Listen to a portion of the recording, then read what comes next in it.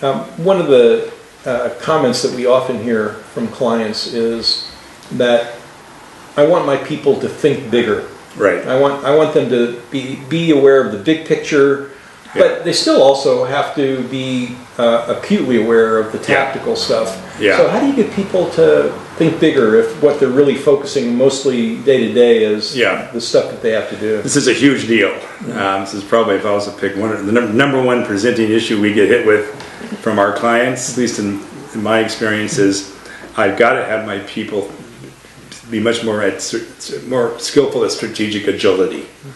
They're too tactical. One COO recently put it this way. She said, my executive team will spend hours trying to save $500 and ignore conversations where we could multiply our revenue by 500 times. But I can't get them to do it. And the immediate knee-jerk reaction is, I want my people to go through a strategic agility workshop. People immediately go, they're not thinking strategically, they need training. And they often ask us to provide strategic agility training. So our model kicks in here with some questions. One of the questions that we like to ask is, if we train your team on strategic agility, successfully train them, are there any other reasons you can think of or that might get in the way or inhibit your folks from thinking strategically?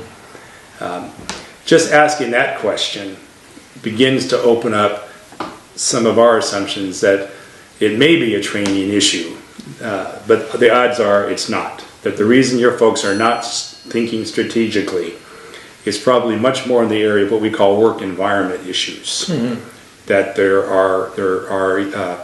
they may not be clear on their role, in terms of that's what they see themselves as being responsible for, or they may be being distracted by all these processes that are broken. And just in the terms of this one client I'm working with, that's exactly, this is an actual true story. She was concerned about her team. She wanted a strategic agility training. She was open to us getting out there and interviewing her folks to find out what other reasons might be getting in the way of their thinking strategically.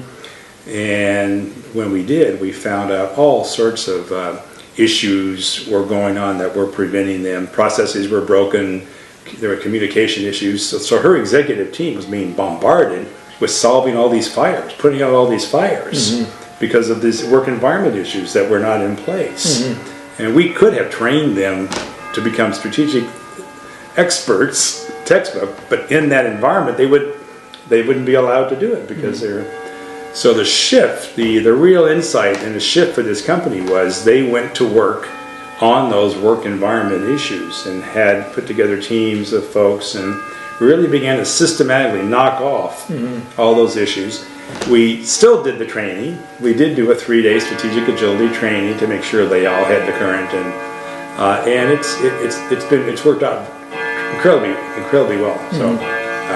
So an example that comes from my practice, I think that it also is illustrative, is often companies will say, we know that we need process improvement. Right. We can see that we're not able to get input, output, throughput